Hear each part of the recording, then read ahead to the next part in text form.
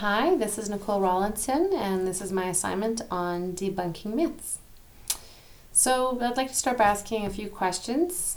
What happens when what we've always believed about teaching and learning turns out not to be true? What happens when pressures like expertise and neuroscience combined with strong marketing ploys exploit what we've always believed and then tell us what is best practice for our classrooms? What happens when we hear terms like brain-based learning, research-based interventions, best practices in education? Well, we believe them, and we become hungry for more so that we can continue to provide cutting-edge education that best prepares students for their futures. Well, the field of education is notorious for jumping on board, getting on the bus, you're either here with us or against us, so much so to the point of being critiqued for being faddish in how we teach.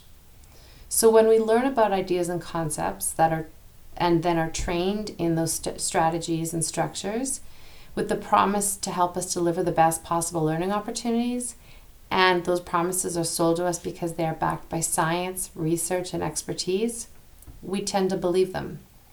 In fact, educators are so motivated by this lucrative language and the drive to discover innovative methods to improve learning that they may have gone too far, particularly when it comes to connecting or wrongly connecting their understanding of neuroscience and education, sometimes leaving them susceptible to unrealistic promises about the potential to help with practical problems in teaching. That's according to Hook and Farah. Simply put, teachers are not scientists, and they lack the scientific training needed to critically assess the methods of neuroeducation.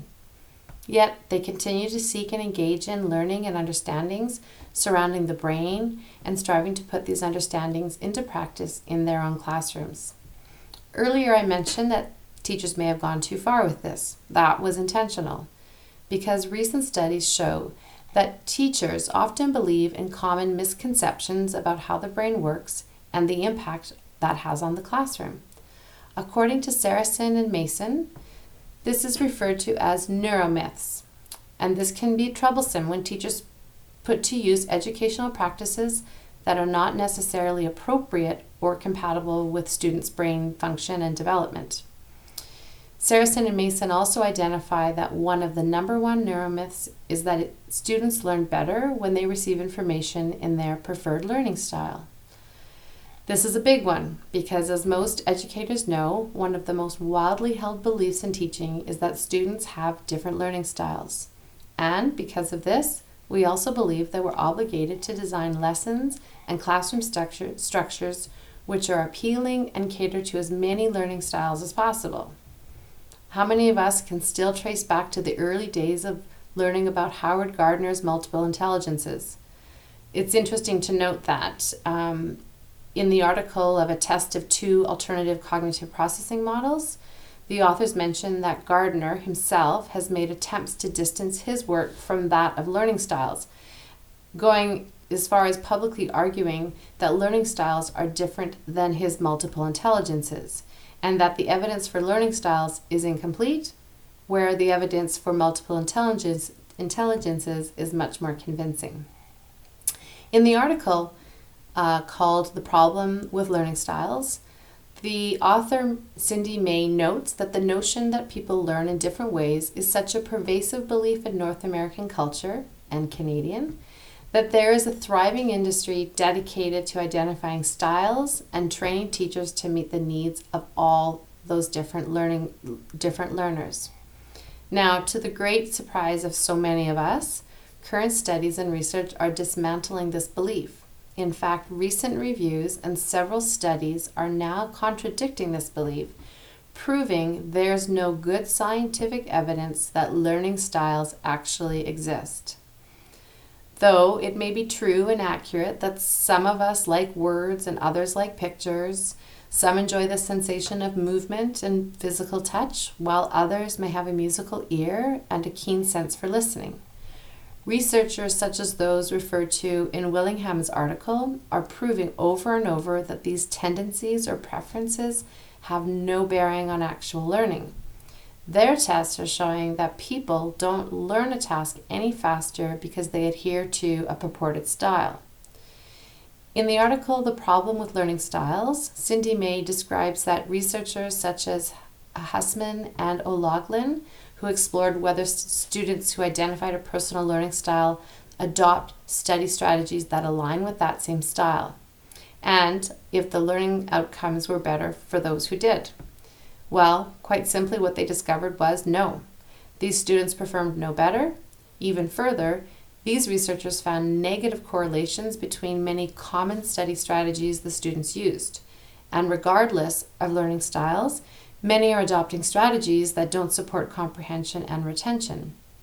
On that note, it is fortunate that cognitive science, along with others like Benedict Carey, have identified a number of universal memory and study methods used to enhance learning. Some examples include spacing out study sessions, experience information in multiple ways and locations, pre-testing and self-examination, and elaborating on the material to make meaningful connections.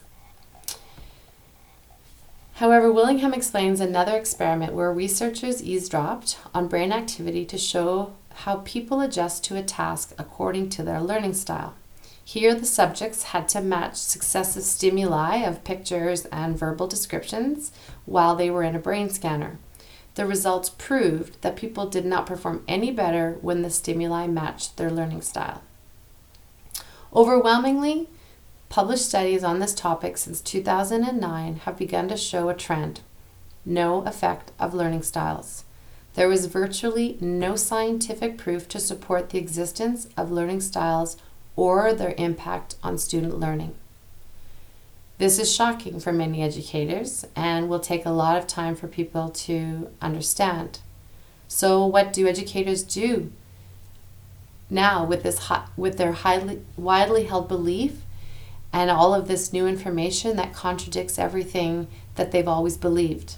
For some, it could be as drastic as changing their religion. Well, the best recommendations come from me from a variety of sources and represent lessons learned from our course material. Number one, educators should seek universal strategies that enhance learning for all and provide engagement and motivation at every level. Number two, the most effective classrooms should allow for varying paces of learning and provide opportunities for students to take a break from their learning and encourage percolating of ideas and concepts.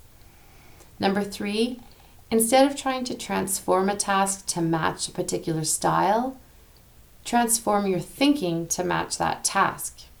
In the end, the best strategy is the best strategy, no matter what the style.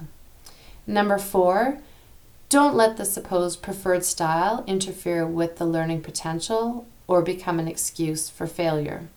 And number five, don't be constrained by a learning style. Rather, be open to the idea that any type of learning is open to us.